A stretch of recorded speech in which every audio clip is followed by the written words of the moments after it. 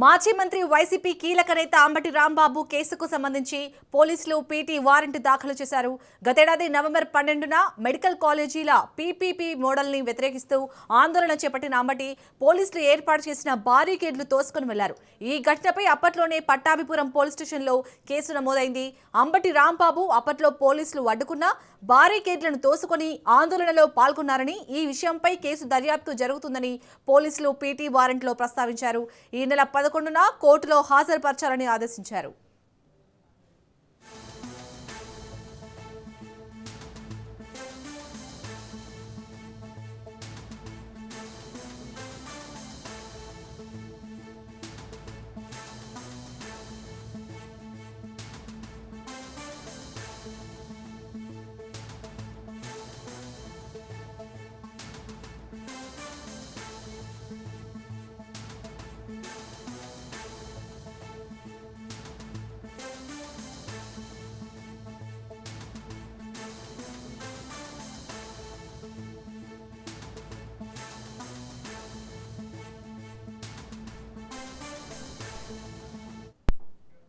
ఇక మాజీ మంత్రి వైసీపీ కీలక నేత అంబటి రాంబాబు కేసుకు సంబంధించి అయితే పోలీసులు పీటీ వారెంట్ దాఖలు చేసినట్టుగా తెలుస్తుంది. మరిన్ని డీటెయిల్స్ ని మా ప్రతినిధి రమేష్ అందిస్తారు. రమేష్.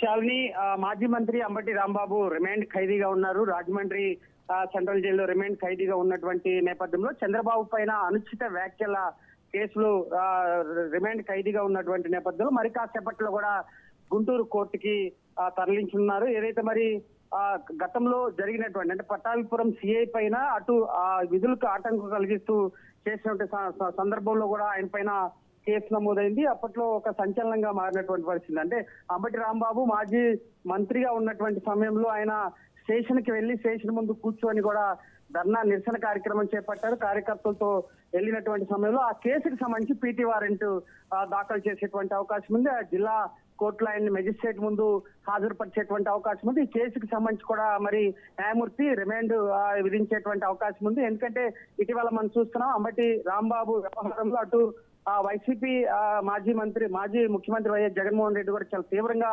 పరిగణించారు. ఏదైతే మరి అంబటి రాంబాబు పైన తప్పుడు కేసులు నమోదు చేస్తూ కూడా ఇబ్బందులు గురి చేస్తున్నారంటూ కూడా ఆయన చేసినటువంటి వ్యాఖ్యలు కొంత ప్రాధాన్యత సంతరించుకుంది. అయితే ఈ నేపథ్యంలోనే వారి కుటుంబ సభ్యులు అటు అల్లుడు అదేవిధంగా కుమార్తె మౌనిక కూడా కోర్టు వద్దకు చేరుకున్నారు. వారికి సంబంధించినటువంటి లీగల్ సెల్ న్యాయవాదులు కూడా అక్కడికి చేరుకున్నటువంటి నేపథ్యంలో ఈ కేసుకు సంబంధించి బెయిల్ హీరింగ్ ఉండేటువంటి అవకాశం ఉంది. ఎందుకంటే రాజమండ్రి సెంట్రల్ జైలుకి సంబంధించి అటు చంద్రబాబు పైన అనుచిత వ్యాఖ్యలకు సంబంధించినటువంటి కేసులు 2 కేసులు నమోదయ్యాయి. ఈ కేసులకు సంబంధించిన బెయిల్ హీరింగ్ కూడా ఈ రోజే ఉన్నటువంటి పరిస్థితి. అంటే స్పెషల్ మొబైల్ కోర్టులో అంబటి రాంబాబు బెయిల్ పిటిషన్ విచారణ జరగనుంది. అయితే ఈ కేసులకు సంబంధించి కూడా న్యాయమూర్తి ఈ రోజు పీటీ వారెంట్ ద్వారా కూడా మరి న్యాయమూర్తి ముందు ఉంచినటువంటి నేపథ్యంలో ఖచ్చితంగా రిమాండ్ విధించేటువంటి అవకాశం ఉంది. అనంతరం కూడా మరోసారి రిమాండ్ విధిస్తూ మళ్ళీ సెంట్రల్ జైలుకి రాజమండ్రికి తరలించేటువంటి అవకాశం ఉంది. అయితే గుంటూరుకు వచ్చిన తర్వాత మరి రాజమండ్రి తరలిస్తారా లేదా గుంటూరు